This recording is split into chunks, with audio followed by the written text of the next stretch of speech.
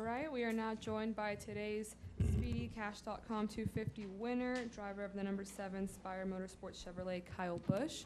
We will open it up right to questions. So if you have a question for Kyle, please raise your hand and we will get a wireless mic to you. We'll start up here with Jerry and go to Bob. Jerry Jordan, KickingTheTires.net. Did you have fun out there tonight? Because you were, they battled you pretty hard. I wasn't sure if you were going to make it to the end there for a second. Yeah, it got a little dicey there. A couple restarts from the end, but Corey had been making that move the last couple of restarts on whoever he was behind, and I kind of thought to myself, I was like, I don't think he's going to do it to me. He did. So don't think anybody's going to cut you any slack because of what your name is. So certainly we ran hard, though. That kind of worried me, though, with that situation because it lost us the opportunity to control the race on the restart for the next one.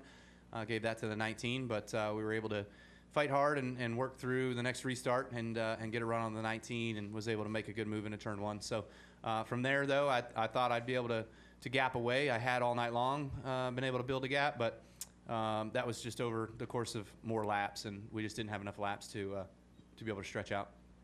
And also you tied Todd Bodine's win with 6 wins here tonight, so I guess you have to come back and race again to try and beat that, right?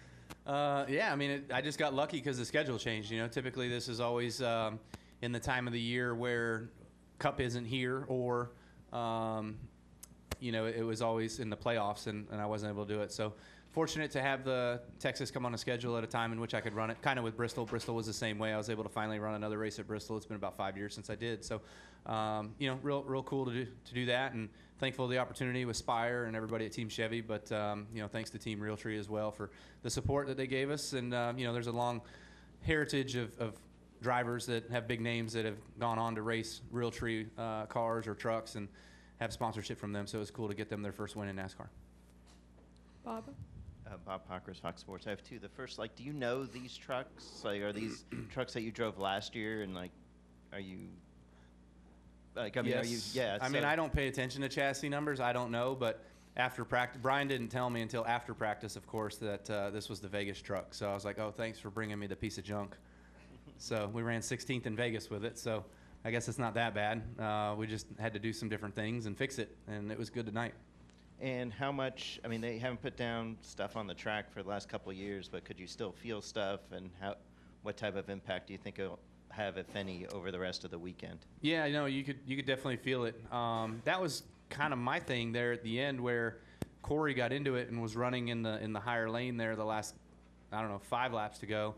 And I tried to get up there with 3 laps to go, and I couldn't make it work. Like my tires weren't hot enough yet or something. I chattered really, really bad and about lost the lead. You know, lost enough momentum off of 2 where he got a big run on me. So I just had to go back and run the bottom, protect the line on the bottom, and force him to just kind of stay running up there.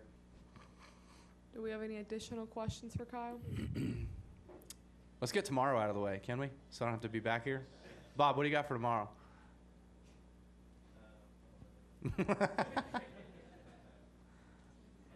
I'm kidding. I'm sure I got to come back anyway. So, all right. Congratulations and thanks for the time.